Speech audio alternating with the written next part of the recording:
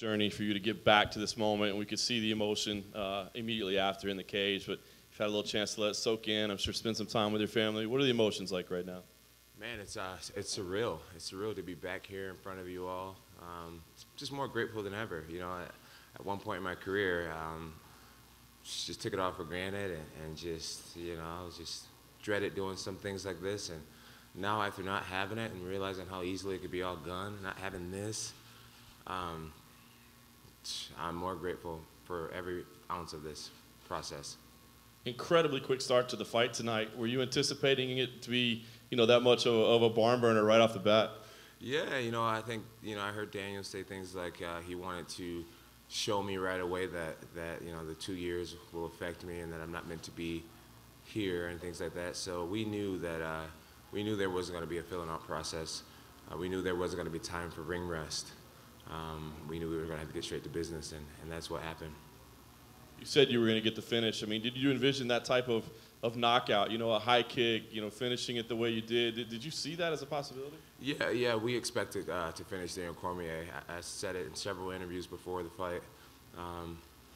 There was a day in practice where we found 5 other guys who gives me the hardest time.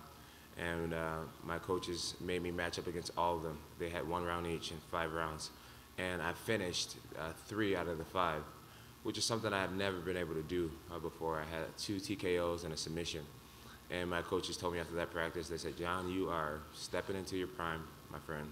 And they said it's time for you to expect to finish fights, expect more out of yourself, both in your personal life and at work. And that's what I've been doing. I've been expecting more out of myself, holding myself to a higher standard. And I feel like it showed tonight. Very classy address towards Daniel afterwards. I wonder, was that spontaneous, or was it something that's been weighing heavy on you that you wanted to get out there? I mean, obviously, pre-fight build-up isn't exactly the time to do that, but right. Was that something that just came to you all of a sudden, or had you wanted to get that out there? Well, I've always felt that way about Daniel, but it was spontaneous. I've always felt like he's a pretty classy guy, guy to be respected.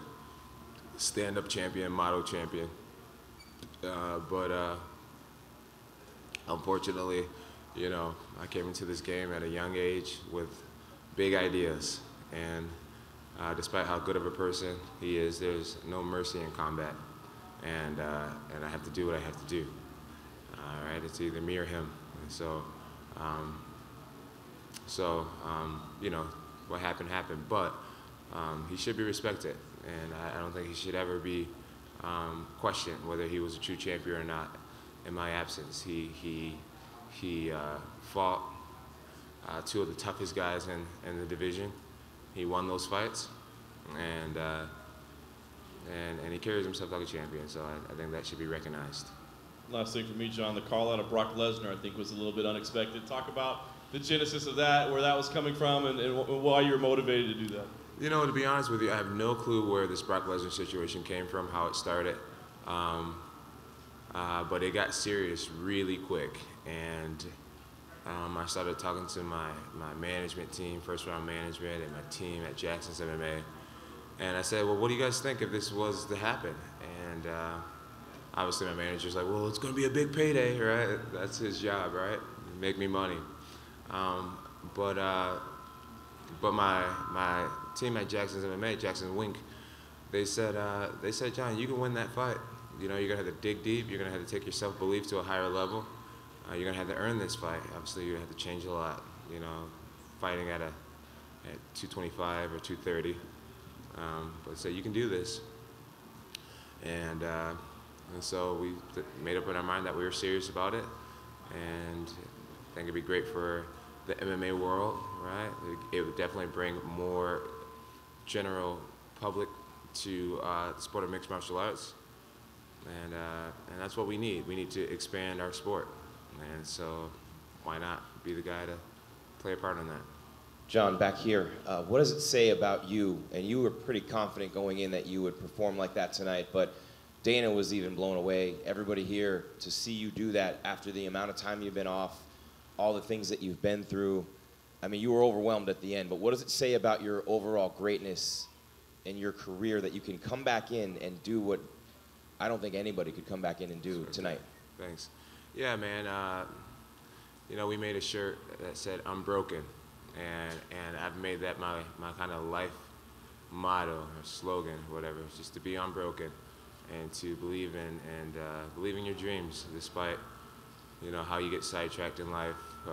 Just to remember why we started this and remember how great we all can be. And yeah, man, it just shows that, man, that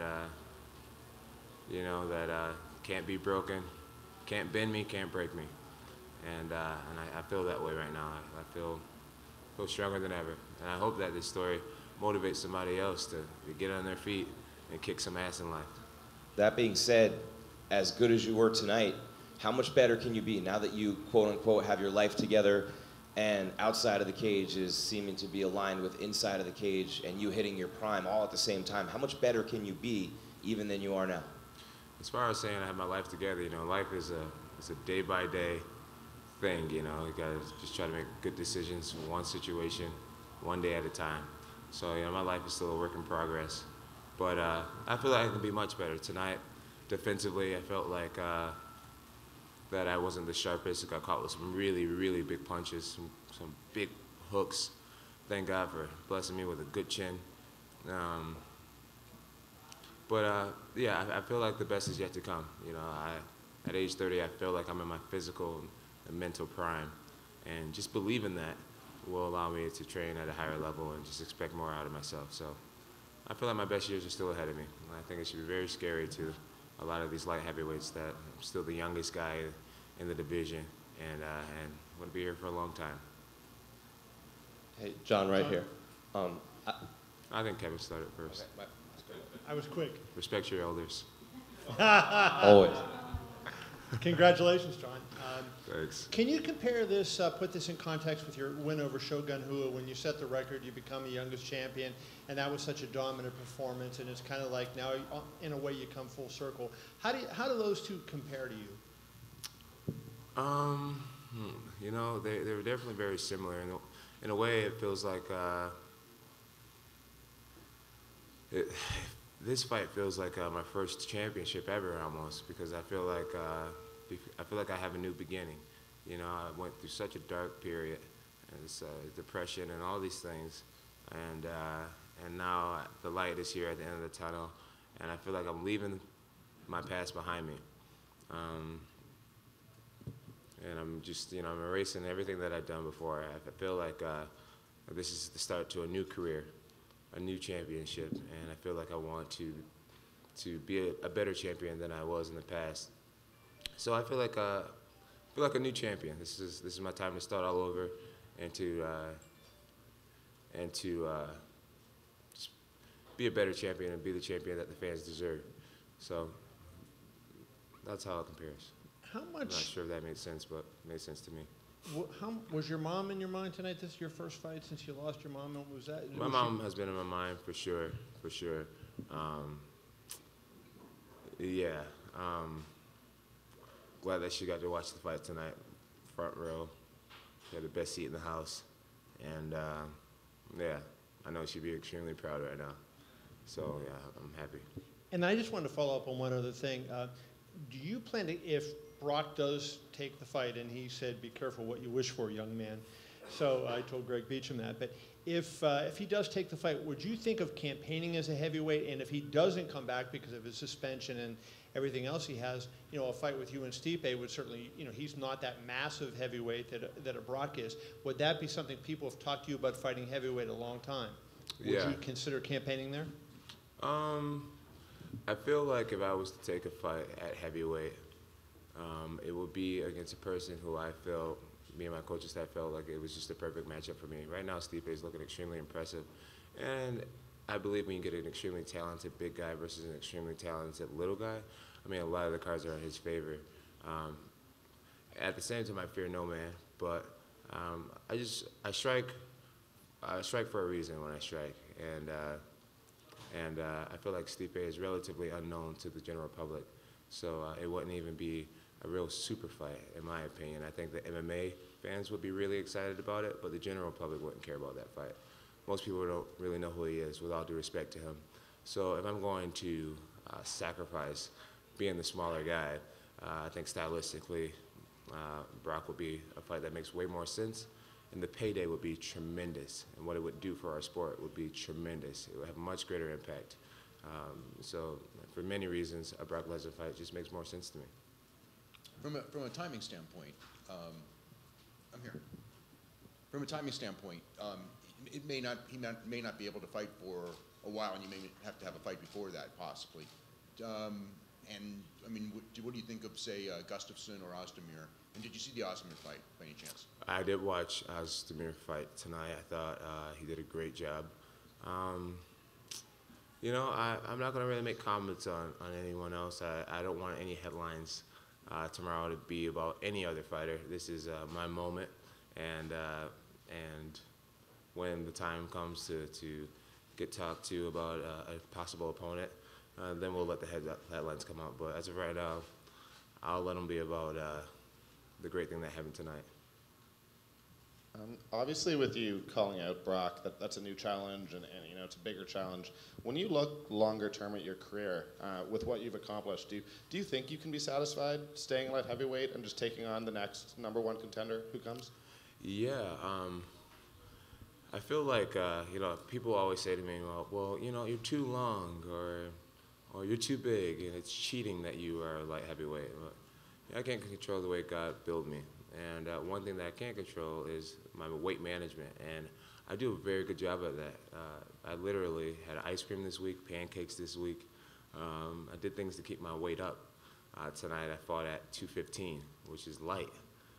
So I feel like I have a lot more years at light heavyweight, and like I said, the only times that I will move to heavyweight is for a fight that really gets fans excited, or eventually challenging for that title against the perfect stylistic matchup for me.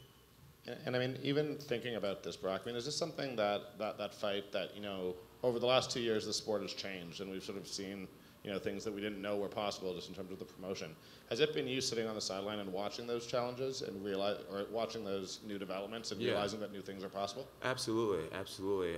You know, like a guy like Conor McGregor, you know, he has been a tremendous inspiration to me. You know, he has shown me, who has been in the upper echelon of this sport for many years now, he's shown me that these huge paydays are possible. I never thought in my time as a champion, as a fighter, that I would see fighters making, you know, $70 million or $100 million or whatever he's making in this Mayweather fight. It's been an inspiration that you can do it. It's like the first guy to go to the moon, right? And now everyone wants to go to the moon. It's like the first guy who ran a 5-minute mile, and now everyone sees that it's possible. And that's what McGregor's done for me. So yeah, I mean, facing a guy like Brock Lesnar, getting the world excited about a MMA fight, and ultimately making some of those M's. I mean, that's what we're here for, right? So yeah, it's been great to be on the sidelines and just watch all the different ways of being a champion. And, you know, I find inspiration in all these guys. You know, Demetrius has been such an inspiration, and I mean, everyone. My sister Holly Holmes, she's been a great inspiration. Just showing how you should never give up, right? Always fight for it, you know, despite what's happened. I drop power and motivation from so many people, and I'm grateful for all the different sources. Jon, it says you landed 95 significant strikes tonight, and it was pretty much all evenly divided between the head, the body, and the legs. Was that the game plan, to kind of work him from, you know, head to toe? Yeah, that was the game plan, to attack the body. You know, Daniel said lots of times before that, you know, the body shots play dividends, and I knew that the age difference also would be a factor. So yeah, I just wanted to try to destroy his body and keep him guessing mainly, and you know, ultimately win the long race. And you said on the conference call Monday that you think with everything that's happened, the fans have maybe forgot how great you are, that you're one of the biggest draws in the sport, all those kind of things. Dana White was out here earlier. He said this event's tracking to do more than 1 million buys. For you, do you think this fight? Yeah. More than 1 million buys? Yeah. Oh my God. This is great. So, what a way to come home. So to you, do you think you expose yourself to the greater audience, that everyone is going to realize, you know, that you're back? Yeah, Yeah, I felt like this was one of those fights that the world had to see. It was the biggest fight of the year, and I even heard rumors that Donald Trump was going to show up. Did any of you guys hear that? Yeah. Yeah, so I mean, to be a part of that, it's inspirational. It lets me know that my story is one that the world could look at and get something from. It lets me know that all the faith and all the hard work and consistency and pushing through, it's something that intrigues the world. I mean, there's never been a champion like me, a young champion. Well, there has been, actually. I would say my career is kind of comparable to Mike Tyson, a guy who had it all, a guy who made a lot of mistakes. And I think I'm like a modern situation, and I think people are interested to see how I'm going to handle it. And I think that's what's most intriguing, is to see how someone can come back from so much bullshit, right? So I'm glad to be out there. I'm glad to be out there. I'm glad to let my life be a testimony for others. And then finally, I actually asked you this question at the open workouts, but you misunderstood me. How is this second title reign going to be different than the first one? What's gonna change for this one going forward? Well, my effort. I think I'll make a conscious effort to just do better. I'm also a lot more aware of who I am and the responsibility that comes with being a champion, a UFC champion. And so I don't want to sit up here and make promises and say that I'm going to be a saint, because I'm a wild motherfucker at the end of the day. But I can try to do things better. I can make a conscious effort to try to make better decisions, and I think that's enough. I think me expecting more out of myself will ultimately lead me into just being a better champion. I want to go and see my family and hang out, so I'm going to take off. Oh, look, you got a big old smile, so I'm going to give you your last question. Yeah, first of all, congratulations, champ. You look like you sir. haven't spent a day out of the ring, out of the octagon. Thanks. And not only do you look like that, you look like you improved. Why, stylistically, do you think a fight with Brock Lesnar would be super exciting as a super fight to the fans? Well, I just think it's a winnable matchup. Obviously, Brock Lesnar has millions of followers outside of MMA, so that's huge for our sport to kind of steal some of those followers. And I feel like Brock, he has a pretty limited game, and I just think it's a winnable fight, and there's just so much reward that's involved, and I just want to do it. And one more question. The one fight stylistically that the fans have been wanting to see for a while, and I know you said you didn't want to fight, what is a guy like Anderson Silva? Would you ever consider making that a super fight in the future? No, I have no interest in fighting Anderson Silva. Anderson Silva has been my inspiration for so many years. He is aging, and he is still magnificent, but I would never want to defeat Anderson, and I would never want to be defeated by Anderson. I would love to just have that open vibe that we have, where we can call each other, we can be there for each other, we can support each other for years to come. There's something awesome when you go from being idolizing someone to that person being your friend, and that's what I have in a guy like Anderson. So I want to keep it. Fair enough. God bless you guys.